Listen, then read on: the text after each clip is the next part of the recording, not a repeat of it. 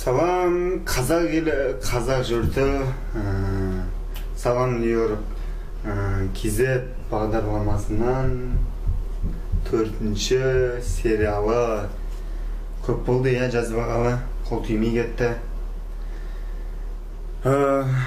Действительно. Бүгінгі сіздерге бағдарламада көрсетемін, үйден бастап, мен тұрып жатқан үйімнен бастап пляжға дейін. Сол жол бойы сіздерге бір 5 минуттай орын алады, негізі тез жүрсең.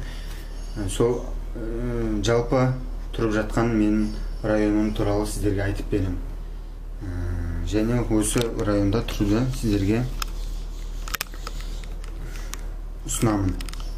Ал енді бастайық. Біздің үйден басталады. Кілтті алдың ба? Кілт қалтамда екен. Кеттік, жолға шығамыз. Үзбеймін камераны. Көріп, тыңдап көресіздер.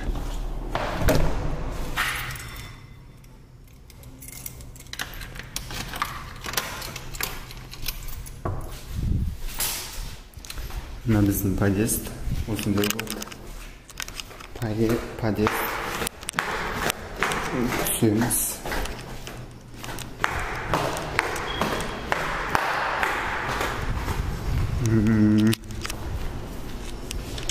Осында үлкен кең апартментте тұрамыз. Мынау Ocean View көшесі. Мынау Брайтон 13-ші. Брайтон 13. Мынау Эйлин Заклин 225-ші скул, мектеп, орта мектеп. Бәріңіз білетіндей. Мынау міне Ocean View көшесі. Осында біздің өте күшті район. Ана жақта не бар? Неде? Площадка бар, заниматься ететін. Бірақ о жаққа барып көрсетпей қойын, сразу пляжға қарай, яғни жағы қарай барайық. Осындай болады.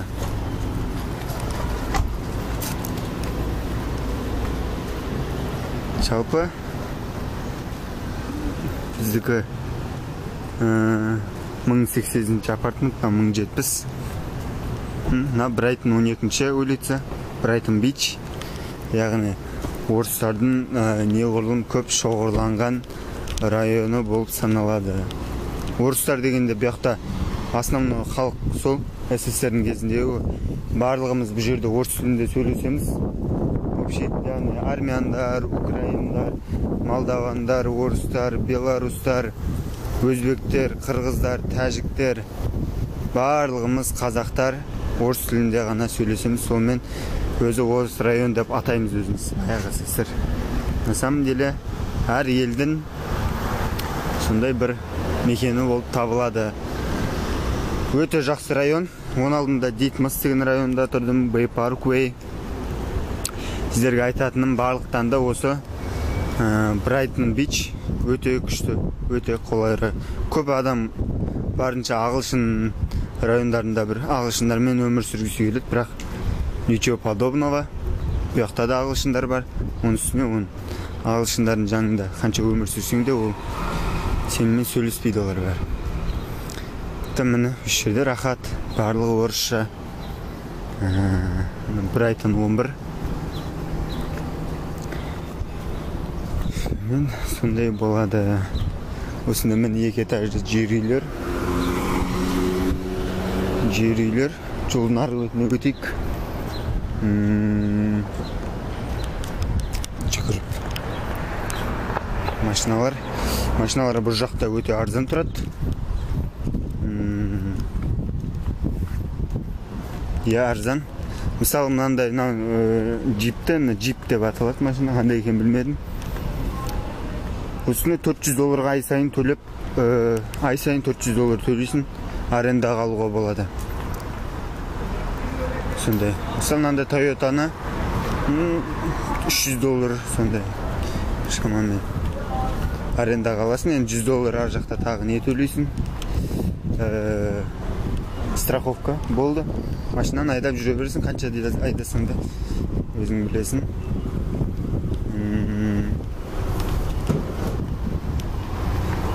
упс деген әлемдік біздің Қазпошта сияқты доставка, адамдардың үйлеріне доставка жасайды. Интернеттен заказ бересің, осы упс келіп үйіңе келіп әкеп береді, тегін бесплатно, өздерінің арасында келісім шартқа байланысты жұмыс жасайды. Брайтон 11 мен төмен түсіп келе жатырық. Брайтон 11 мен төмен қарай бір улица Ocean View'дан Брайтон Beach Avenue'ға дейін. Ұзын көше Avenue. Сонымен міне адамдардың бәрі үстіп Medical Office дейді. Сергей Терюшкин дейді. 150 Tower, 156.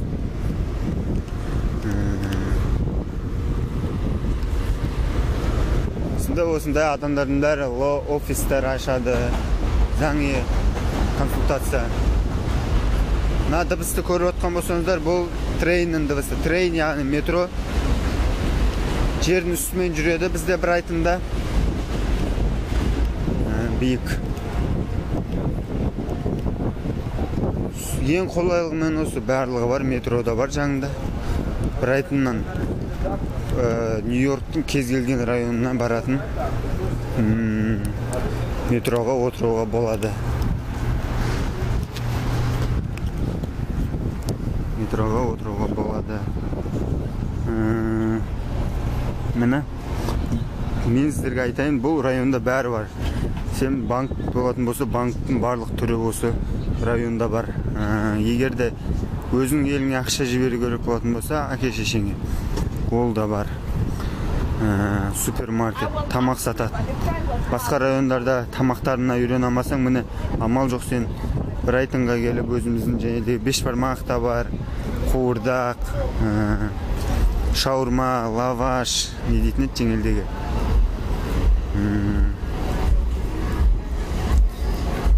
Лағман, бүкіл нәрселердің бәрі бар. Мына үлкен мына жасыл жанда жүрейік. Мына трейн. Трейн осындай болады. Кони Айленд Авеню дейді. Үлкен. Кони Айленд Авенюмен тіке жүретін болсаң, Бруклиннің арғы басынан бірақ шығасың. Бруклин өзі үлкен, сондай бір район. Мына Брайтон базар дейді. Осы өте күшті супермаркеттің бір ішінде бәрі бар тоже. Бұлай қарай енді 15 улица төмен қарай кете бересің түсіп. Брайтон Авеню бойынша. Кони Айленд Авеню один. На Кони Айленд Авеню яқта кіммен. Міне осындай. Жаз бойы осы Брайтонда мен 2 ай болып тұрып атқаныма амалсыз деп бұңы бір еріксіз шомылдық енді пляжда. Пляжда енді сөз жоқ, рахат. Үстінің бәрі күйді қап-қара болып. Басында рахат, енді сөз жоқ. Океанның суы деген. Басында тұздылығына үйрене алмай жүреді, кейін үйреніп кеттік оған. Өте күшті. Сөз жоқ. Салқын, кешке жақын адамдар көп жүреді. Демалып отырасың океанға қарап. Осындай үйлер, баяғы 60-шы жылғы үйлер болды. Кірпіш. Өте қымбат. Брайтонда үйлер өте қымбат районның бірі. Бүкіл байлар осы жерден үй сатып алуға тырысады. Мына үйлерге қарағанда енді мына үйлер өте қымбат келеді бұлар. Бір комнаталық үйді мен көргенімде, бір комнаталық бұл жердегі емес, осыдан 2 квартал бұтан арзандау жерде де. Сол жердегі бір комнаталық үйің $600,000 болған еді. Мына жақтағы енді білмедім.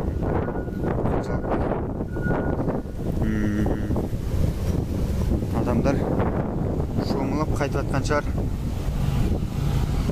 Жұрттар міне осындай trakt satып alады. Bizde moving компания ашады, яғни квартираларды көшірісімен айналысатын. Bizde ай сайын 10-15 мың доллар тауып отырады. Үздіксіз жұмыс істеп. 2 адам, 3 адам алады, жаңынан сөйтіп квартираларды көшірісуге көмектеседі. Міне, бұл жерде кез келген бизнес ашатын болсаң, кез келген тірлік көзің, жұмысың оп-оңай жүріп кетеді.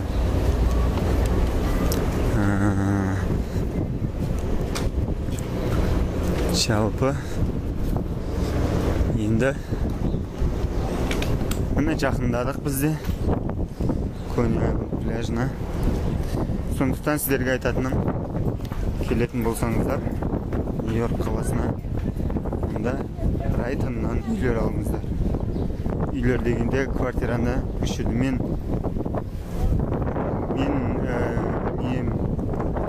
тұрып жатқан 400 доллар төлейм, барлығы ішіне қосылған.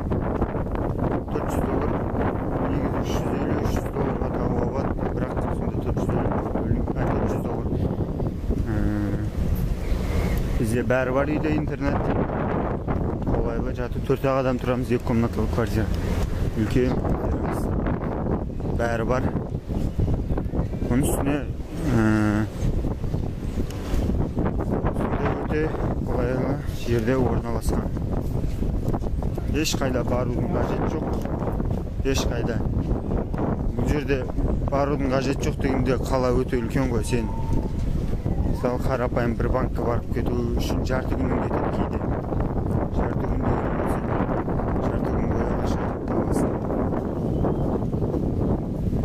Сағатына 10 доллар тапсаң, ол жарты күнің сен 50-60 доллар.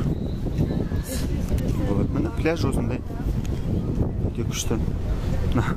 Екінші видеом болады ғой, пляж түсіріп жатқан. Келесі видеоларда осы Манхэттенға барып түсіреміз.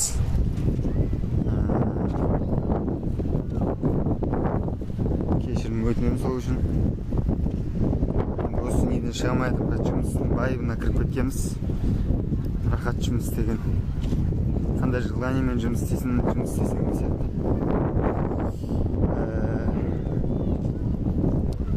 Кете береді осылай қарай.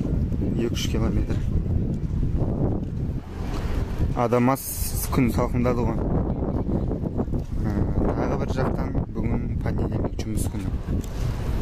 Сондықтан адам аз. Воскресенье күні адамның көп болғанын көретін болсаңыздар.